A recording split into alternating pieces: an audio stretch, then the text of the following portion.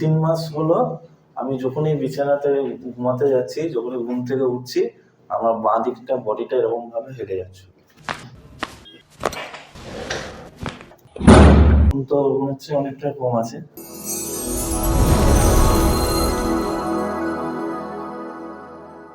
কি কি সমস্যা হতো যদি একটু বিস্তারিত বলেন?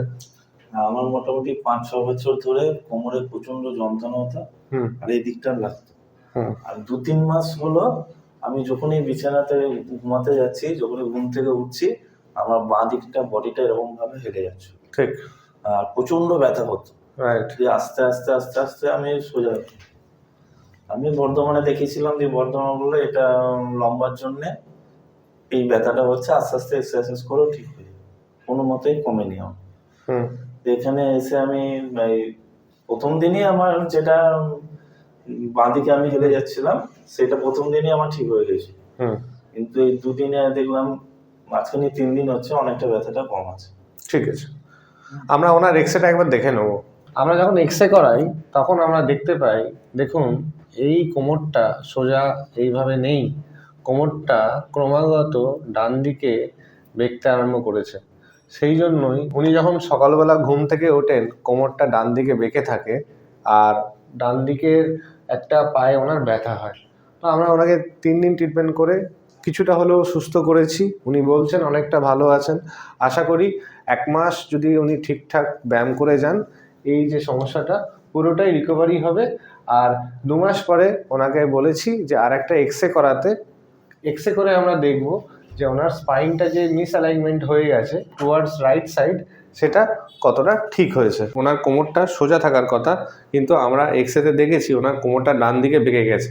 আমাদের কাজ হচ্ছে স্পাইনগুলো যেদিকে ডান দিকে শিফট হয়েছে সেগুলোকে বাঁ দিকে করা।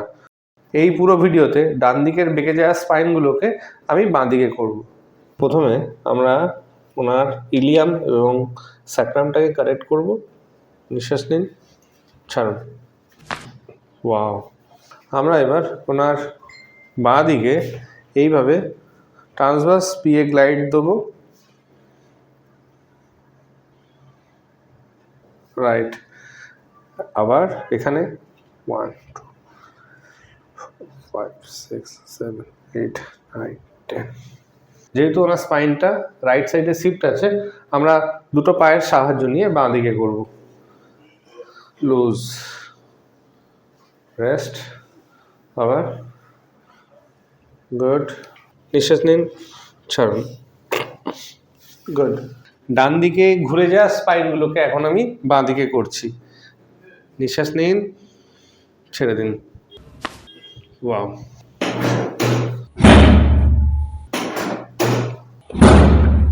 মিড ব্যাকের হাইপার কাইফোসিস হয়েছে, মানে হচ্ছে ওনার মিড ব্যাকের উচ্চতাটা বৃদ্ধি পেয়েছে। সেই জন্য আমি একটু ডাউন রেগুলেট করব। নিঃশ্বাস নিন, ছেড়ে দিন, আবার ছেড়ে দিন। এগেন, নিঃশ্বাস নিন, ছেড়ে দিন। কিউএল মাংসপেশিটার টাইটনেসের জন্য মেনলি ওনার একটা ডান পা বরাবর ব্যথা নামে, তো সেই জন্য আমরা কিউএল মাংসপেশিটাকে এমইটি করব। চাপ দিন। 1 2 3 4 5 6 7 8 9 10। এগেন 1 2 3 4 5 6 7 8 9 10। তারপর আমরা ম্যানুয়ালি এইভাবে লুজ করব। কিছুক্ষণ এইভাবে ধরে রাখার পর আস্তে আস্তে ছাড়বো। হ্যাঁ, নিঃশ্বাস নিন, ছাড়ুন। গুড। ওনাকে কাপিং থেরাপি করব।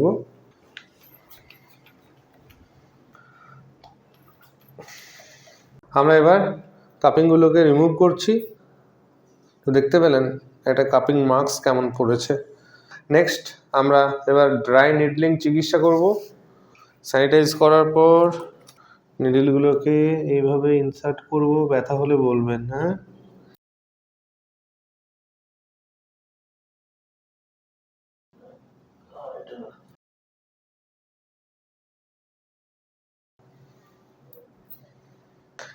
এভাবে নিডলগুলোকে কিছুক্ষণ আমরা ছেড়ে দেবো।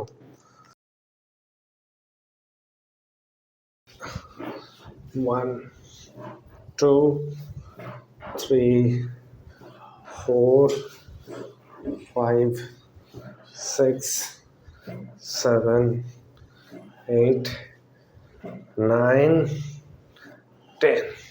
এবার একটু দাঁড়িয়ে দেখুন কোমরটা কেমন লাগছে। এখন তো মনে হচ্ছে অনেকটা কম আছে। এই ভিডিওটা আপলোড করতে পারি তো ইন্টারনেটে? হ্যাঁ এখন আছে। ওকে, থ্যাংক ইউ।